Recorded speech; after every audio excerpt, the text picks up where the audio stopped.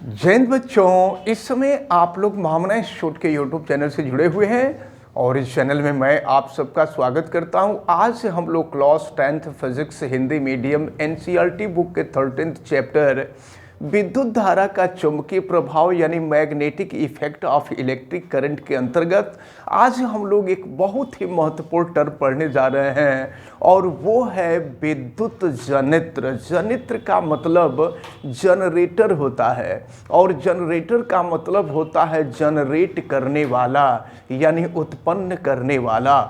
तो विद्युत जनरेटर यानी विद्युत उत्पन्न करने वाला यंत्र। तो चलें हम इसके बारे में आज पढ़ने जा रहे हैं। हम आपको बता दें कि वैद्युत चुंबकीय प्रेरण के सिद्धांत पर, वैद्युत चुंबकीय प्रेरण पिछले वीडियो में आपने देखा था और वैद्युत चुंबकीय प्रेरण में आपने ये देखा था कि जब किसी चुंबक या ऐसे कह लीजिए कि जब किसी कुंडली से बद्ध चुंबकीय फ्लक्स के मान में परिवर्तन होता था तो कुंडली में एक प्रकार का प्रेरित विद्युत वाहक बल उत्पन्न हो जाता था, जिसके परिणाम स्वरूप कुंडली में एक धारा प्रवाहित होने लगती थी, जिस धारा को हम प्रेरित धारा कहा करते थे। और जो विद्युत वाहक बल उत्पन्न हुआ था उसे हम प्रेरित विद्युत वाहक बल कहा करते थे। तो इसी सिद्धांत पर आधारित यानी वैद्युत चुंबकीय प्रेरण के सिद्धांत पर आधारित यह एक ऐसी युक्ति है जिसके द्वारा यांत्रिक कार्य को वैद्युत या कह लीजिए यांत्रिक ऊर्जा को वैद्युत ऊर्जा में परिवर्तित किया जाता है। अब इस जनरेटर यानी विद्युत जनित्र कह लीजिए या इलेक्ट्रिक जनरेटर, इसमें होता क्या है तो देखें, इसमें भी दो अस्थाई विद्युत चुंबक होते हैं, जिसमें एक तरफ होता है नॉर्थ पोल और दूसरे तरफ होता है साउथ पोल। अब जरा ध्यान पूर्वक देखें, आपको मालूम है कि जब चुंबक का एक तरफ नॉर्थ पोल और दूसरे तरफ साउथ पोल है तो जब विपरीत ध्रुव होते हैं ना, तो विपरीत ध्रुव के बीच में बहुत ही शक्तिशाली चुंबकीय क्षेत्र उत्पन्न होता है। यहां शक्तिशाली चुंबकीय क्षेत्र उत्पन्न हो जाता है और इसके बाद इनके बीच में एक कुंडली ए बी सी डी है। ये कुंडली ए बी सी डी तांबे के तारों से बनाई गई होती है। और फिर हम आपको बता दें कि जैसे वैद्युत मोटर में ब्रश हुआ करता था और वलय जिसको हम रिंग कहा करते थे, विभक्त वलय हुआ करता था, उसी तरह से यहाँ पर विभक्त वलय नहीं बल्कि वलय होता है, वलय कहते हैं यहाँ पर। तो अब जरा ध्यान पूर्वक देखें, दो ब्रश देखिए, यहाँ पर ये B1 है, ये जो आप देख रहे हैं B1 लिखा हुआ है, तो एक ब्रश B1 यहाँ होता है और दूसरा ब्रश B2 जो है यहाँ होता है। और इसके साथ साथ वलय होता है, वलय का मतलब रिंग होता है या छल्ला कह लीजिए। तो यहाँ ऊपर के तरफ आप देख रहे हैं ये रिंग R1 होता है, छल्ला R1 होता है, और फिर यहाँ नीचे के तरफ जो आप देख रहे हैं ये छल्ला या रिंग कह लीजिए या वलय कह लीजिए, ये R2 होता है। अब इसके बाद जरा ध्यान पूर्वक आप देखें, ये जो B1 है, अच्छा एक चीज और हम आपको बता दें कि इसके बीच में एक्सेल लगा होता है, जिसको हम धुर्रा भी कह सकते हैं। ये एक्सेल आप जो देख रहे हैं ये एक्सेल है और फिर इसका संबंध यहाँ गैल्वेनोमीटर से होता है। गैल्वेनोमीटर से हमें ये पता चलता है कि परिपथ में धारा प्रवाहित हो रही है और कितनी धारा प्रवाहित हो रही है, जिसकी जानकारी की जाती है। एक चीज मैं आपको बता दूं कि ये जो वैद्युत जनित्र होता है, इस वैद्युत जनित्र के द्वारा बहुत ही सफिशिएंट वोल्टेज मिलता है, मतलब हाई वोल्टेज हमको मिल जाता है। हमको जितने वोल्टेज की आवश्यकता होती है उतना वोल्टेज हमको मिल जाता है। अब हम आपको बताने जा रहे हैं कि कैसे यांत्रिक कार्य के द्वारा, यानी यांत्रिक ऊर्जा कैसे वैद्युत ऊर्जा में बदलती है, यानी वैद्युत जनरेटर के द्वारा विद्युत कैसे प्राप्त की जाती है, हम आपको ये बताने जा रहे हैं। तो अब देखें, जैसा कि आप देख रहे हैं, ये नॉर्थ पोल है, ये साउथ पोल है, और दोनों पोल के बीच शक्तिशाली चुंबकीय क्षेत्र उत्पन्न हुआ है। अब इनके बीच ये जो कुंडली होती है ना, इस कुंडली को बहुत तेजी से घुमाया जाता है, कुंडली घुमाई जाती है। कुंडली को घुमाने के लिए ही जनरेटर के अंदर मोटर लगा होता है, जिसमें जो है, जिसको चलाने के लिए डीजल या पेट्रोल भरा जाता है। तो अब आप समझ लीजिए कि ये जो दोनों चुंबक है, इन दोनों चुंबकों के बीच में ये जो कुंडली है, इस कुंडली को बहुत तेजी से घुमाया जाता है। जब ये कुंडली तेजी से घूमती है तो आप समझ लीजिए चुंबकीय क्षेत्र में ये कुंडली घूमने लगती है।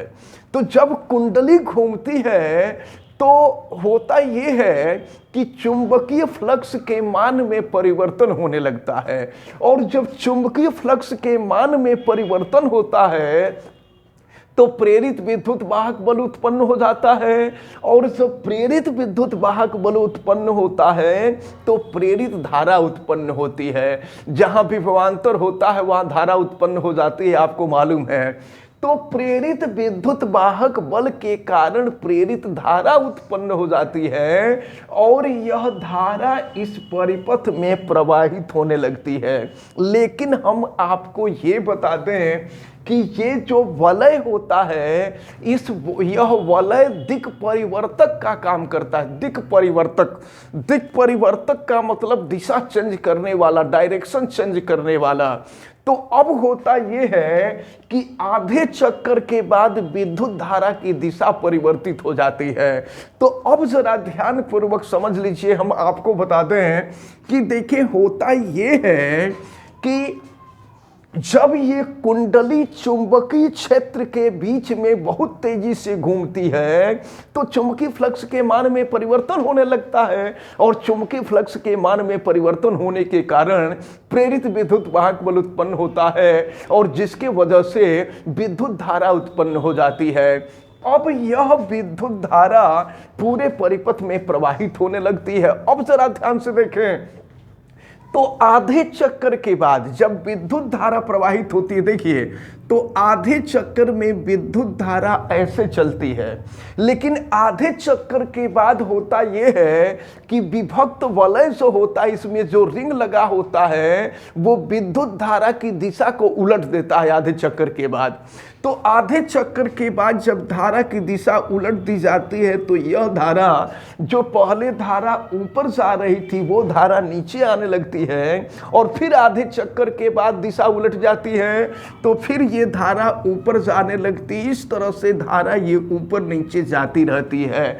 हम आपको बता दें कि वह विद्युत धारा जिसका मान, देखिए, ऊपर के तरफ जाती है तो धारा का मान अधिकतम हो जाता है, और नीचे की तरफ आती है तो धारा का मान अधिकतम हो जाता है। तो अब यहां पर होता यह है कि धारा का मान एक बार अधिकतम तो एक बार न्यूनतम हो जाता है, इसलिए इस धारा का नाम हम रखे हैं अल्टरनेटिंग करंट। इसको कहा जाता है अल्टरनेटिंग करंट। तो अल्टरनेटिंग करंट, अल्टरनेट का मतलब क्या होता है? अल्टरनेट का मतलब होता है रुक रुक करके। अल्टरनेट का जो शाब्दिक अर्थ होता है वो होता है रुक रुक करके। तो अब देखें, तो यहाँ रुक रुक करके क्या होता है, धारा का मान एक बार अधिकतम हो रहा है, फिर न्यूनतम हुआ, फिर अधिकतम हुआ। तो धारा एक बार अधिकतम हुई, फिर रुकी, फिर धारा अधिकतम हुई, फिर रुकी, फिर धारा अधिकतम हुई।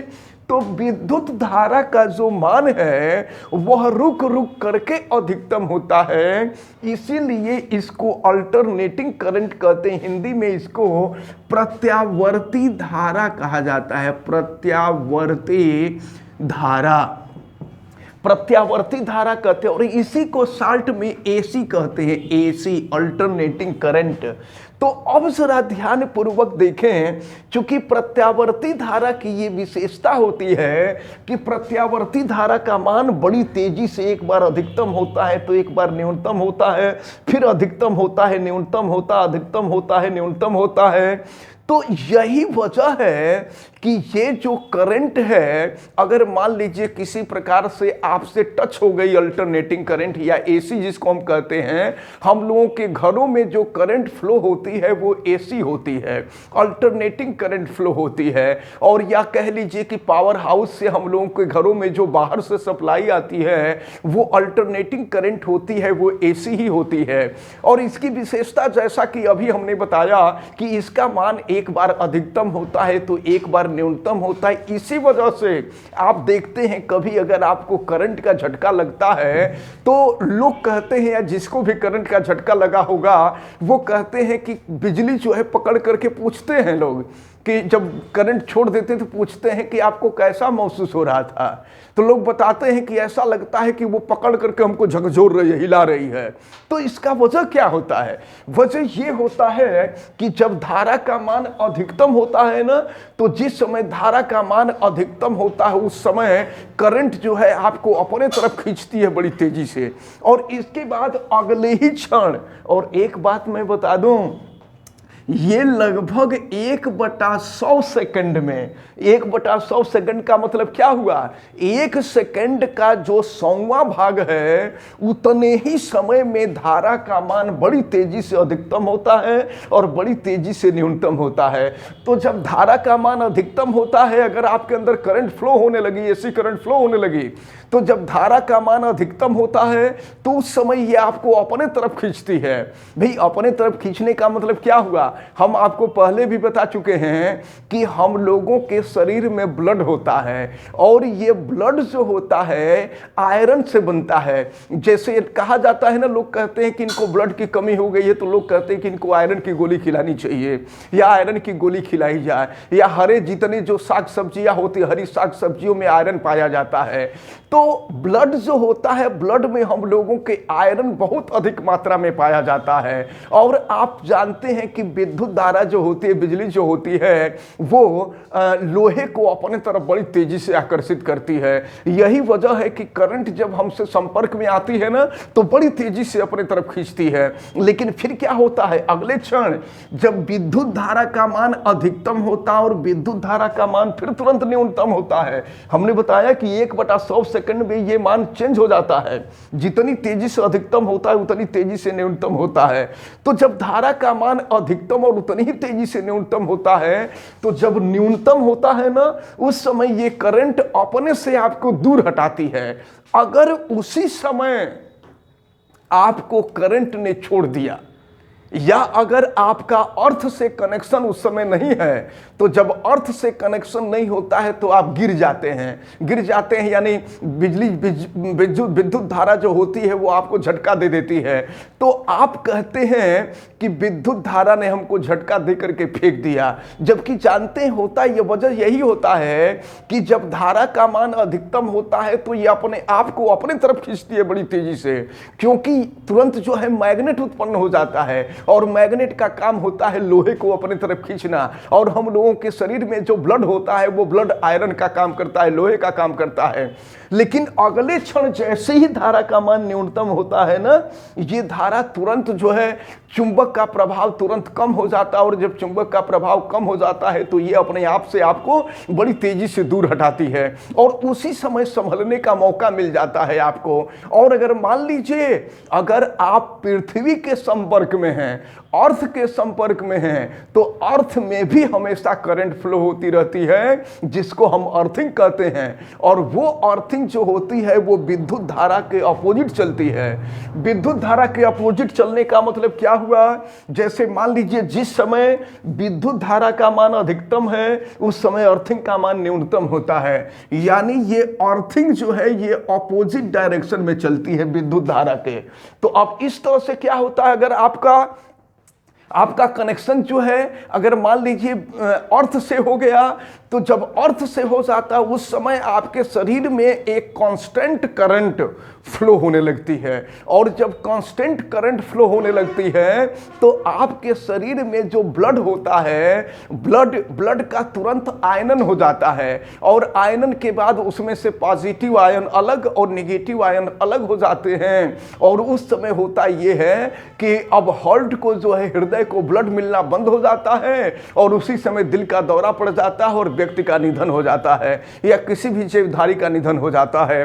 तो इस प्रकार जो है ये प्रत्यावर्ती धारा होती है। और हम आपको बता दें कि वह जनित्र जिसके द्वारा प्रत्यावर्ती धारा प्राप्त होती है उसको हम प्रत्यावर्ती धारा जनित्र या एसी जनरेटर कहते हैं। एसी जनरेटर, नॉर्मली जो जनरेटर हम लोगों के यहाँ शादी विवाह में या घरों में जो यूज होता है उसको हम AC generator, alternating current generator कहते हैं। उसके द्वारा अल्टरनेटिंग करंट फ्लो होती है। और याद रखे रहिएगा, जनरेटर से जो करंट फ्लो होती है ना, जो जनरेट होती है, वो करंट बहुत हाई पावर की होती है, वो आपके लिए बहुत ही हानिकारक होती है।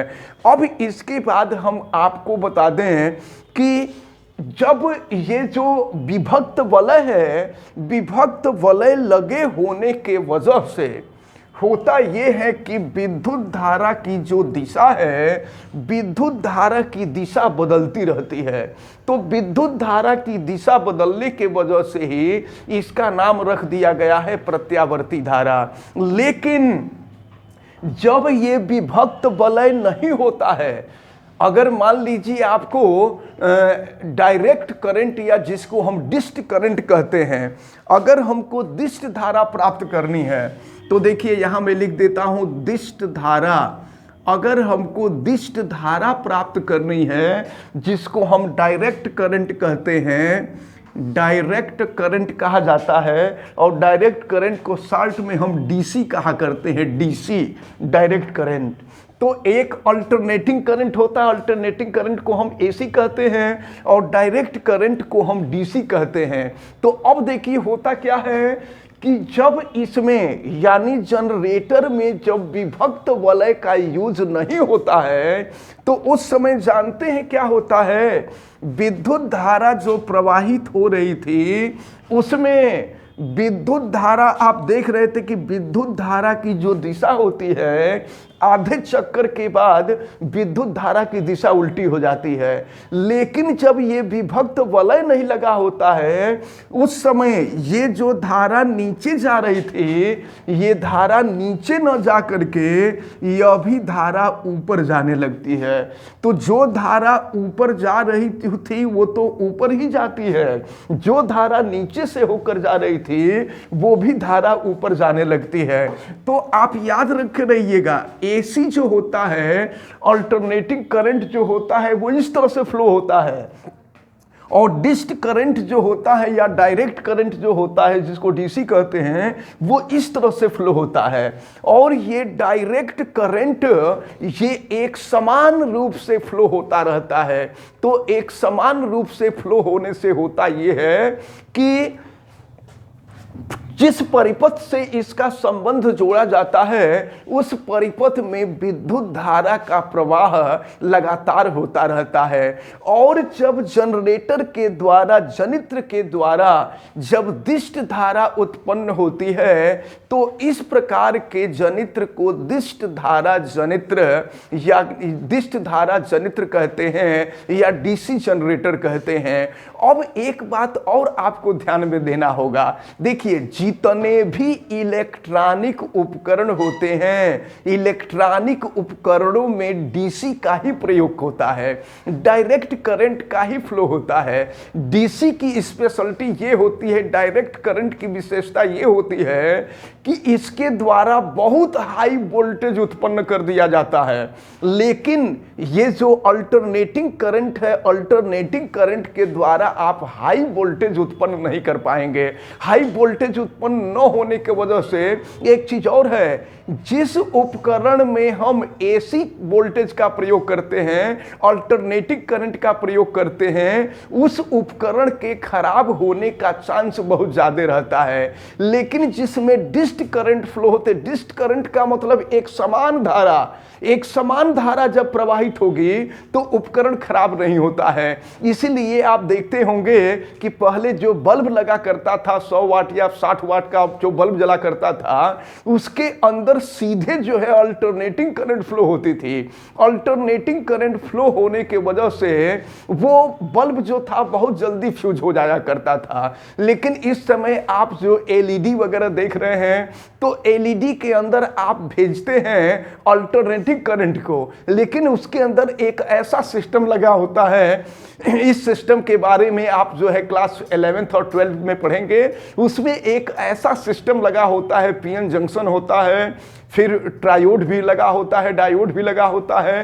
तो ये डायोड करता क्या है कि ये प्रत्यावर्ती धारा को दिष्ट धारा में, यानी एसी को डीसी में कन्वर्ट कर देता है। और जब एसी को डीसी में कन्वर्ट कर देता है तो एलईडी के अंदर एक समान वोल्टेज फ्लो होता है, और एक समान वोल्टेज फ्लो होने से होता ये है कि वो इलेक्ट्रॉनिक उपकरण जलता नहीं है। तो ये चीज आप याद रखे रहिएगा कि इलेक्ट्रॉनिक उपकरण लंबे दिनों तक इसीलिए चलते हैं क्योंकि उनके अंदर डिस्ट करंट, एक समान करंट फ्लो होती है, इसलिए वो खराब नहीं होते हैं, वो जलते नहीं है। और दूसरी चीज कि डीसी वोल्टेज जो होता है, डायरेक्ट करंट जो होता है, डीसी जो होता है, ये बहुत हाई पावर उत्पन्न करता है। हाई पावर उत्पन्न करने से फायदा ये होता है कि अगर कम वोल्टेज भी फ्लो हो रहा है ना, अगर सर्किट में कम वोल्टेज आ रहा है तो भी ये एलईडी बल्ब जो होता है वो जलता है। लेकिन अगर वो सामान्य बल्ब जो आप लगा करके जलाएंगे,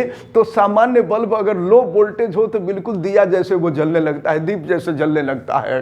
तो इस प्रकार जो है ये चीज ध्यान में रखे रहिएगा कि प्रत्यावर्ती धारा, अगर मान लीजिए आपसे प्रत्यावर्ती धारा और दिष्ट धारा में अंतर पूछ दिया जाए कि इन दोनों में अंतर क्या होता है, तो आप यही बताएंगे कि प्रत्यावर्ती धारा जो होती है इसका मान हमेशा एक बार अधिकतम तो न्यूनतम, अधिकतम न्यूनतम, अधिकतम न्यूनतम होता रहता है। और इसका जो टाइम पीरियड होता है वो 1/100 सेकेंड होता है, यानी 1 सेकेंड का 100 टुकड़ा कर दिया जाए तो उतने टाइम में वोल्टेज जो है हाई हो जाता है और लो हो जाता है।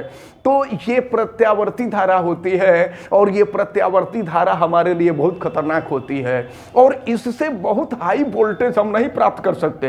लेकिन डिस्ट करंट जो होती है, डिस्ट करंट के द्वारा, डिस्ट करंट की विशेषता ये होती है कि इसका मान न तो हाई होगा, यानी विद्युत धारा का मान न तो अधिकतम होगा न न्यूनतम होगा। यह विद्युत धारा एक ही दिशा में लगातार चलती रहती है, और इसके द्वारा हाई वोल्टेज उत्पन्न किया जा सकता है। तो ये एसी और डीसी में अंतर हुआ। एक चीज और आपको याद में रखना होगा, डीसी करंट जो होती है हमारे स्वास्थ्य के लिए, हमारे लिए हानिकारक नहीं होती है। इसीलिए देखते हैं कभी कभी डीसी करंट जो है हाथ से टच भी हो जाता है, तो हाथ से टच होने के बाद वो हल्का फुल्का जो लगता है कि कुछ हल्का सा जला है, लेकिन आपको कोई बहुत बड़ा नुकसान नहीं होता है, जबकि एसी जो होती है आपका बहुत जबरदस्त नुकसान कर सकती है। तो ये एसी और डीसी में अंतर रहा। और इस प्रकार जो है आज हम लोग वैद्युत जनित्र के बारे में पढ़े। तो इस वैद्युत जनित्र को आप सभी लोग बिल्कुल अच्छी तरह से तैयार किए रहिएगा। ये सब एग्जाम में विद्युत मोटर या विद्युत जनित्र, इन दोनों में से कोई एक आपसे जरूर पूछा जाता है, और हमें उम्मीद है कि ये जो आपको बताया गया है वैद्युत जनित्र, ये वैद्युत जनित्र आपको बहुत अच्छी तरह से समझ में आया होगा।